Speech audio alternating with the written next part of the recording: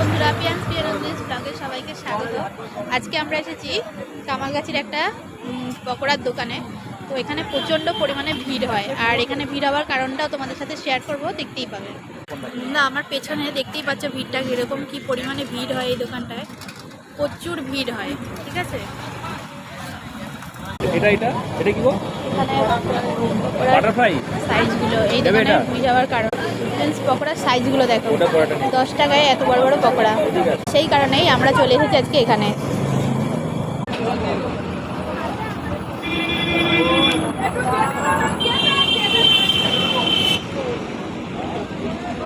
তো বন্ধুরা, এরপর আমি নিয়ে নিয়েছিলাম চিকেন স্যাটে। দেখতেই পাচ্ছ এর সাইজটা, তাও মাত্র 30 টাকা।